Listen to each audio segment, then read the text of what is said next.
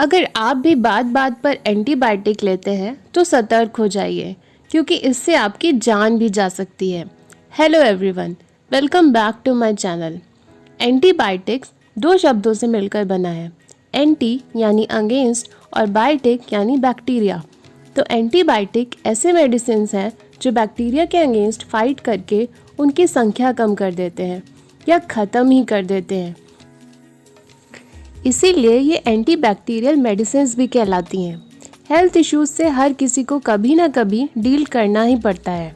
ये इन्फेक्शन कई तरह के हो सकते हैं, जैसे कॉमन कोल्ड के फॉर्म में वायरल इन्फेक्शन, सोर थ्रोट या निमोनिया के फॉर्म में बैक्टीरियल इन्फेक्शन, रिंग वर्म के फॉर्म में फंगल इन्फेक्शन एक्सेट्रा।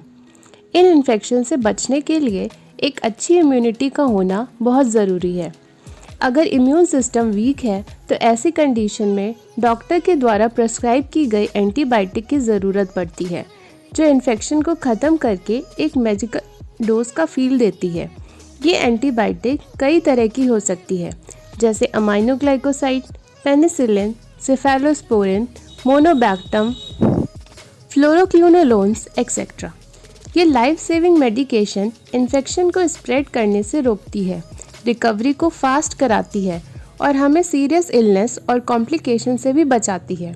ये एंटीबायोटिक सिर्फ बैक्टीरियल इन्फेक्शन जैसे स्किन इन्फेक्शन, आई या ear infection, bacterial pneumonia, dental infection, strep throat, whooping cough, UTI, bacterial vaginitis, sinus infection, meningitis, kidney, bladder infection etcetera के लिए helpful है।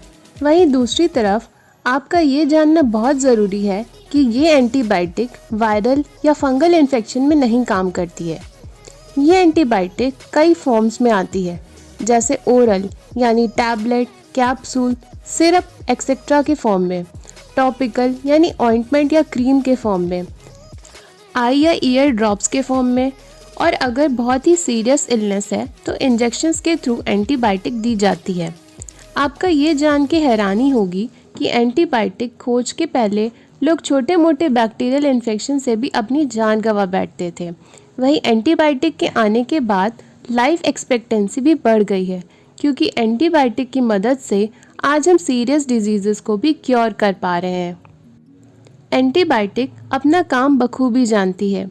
Antibiotic treatment लेने के बाद कितने टाइम के बाद बेटर फील होगा, ये टाइप ऑफ इन्फेक्शन और उसकी सीवियरिटी पर डिपेंड करता है।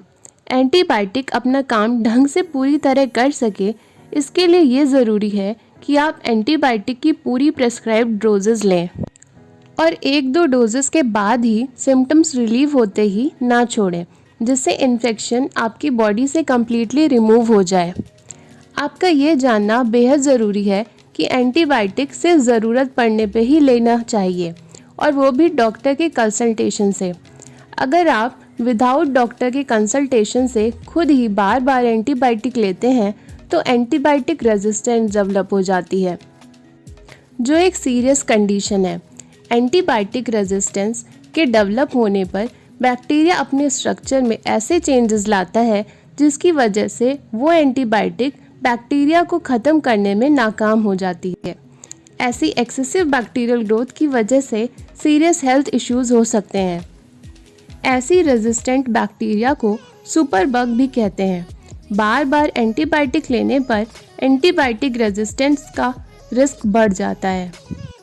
एंटीबायोटिक ओवरडोज या गलत एंटीबायोटिक लेने पर कई साइड इफ़ेक्ट्स भी हो सकते हैं, जैसे लूज मोशंस, वॉमिटिंग, चक्कर आना या एलर्जी भी हो सकती है।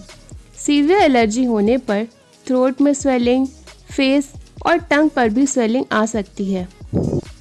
आपका ये जानना भी ज़रूरी है कि एंटीबायोटिक कई मेडिसिन्स के साथ इंटरैक्ट भी कर सकती है, जिससे सीरियस लाइफ थ्रेटनिंग कंडीशंस जैसे कि एनाफाइलैक्सिस भी हो सकता है। ऐसे में ट्रीटमेंट डिले होने पर जान भी जा सकती है। तो देखा आपने, एक तरफ एंटीबायोटिक हमारे लिए वरदान है, तो वहीं दूसरी तरफ इसके सीरियस साइड इफ़ेक्ट्स भी हैं।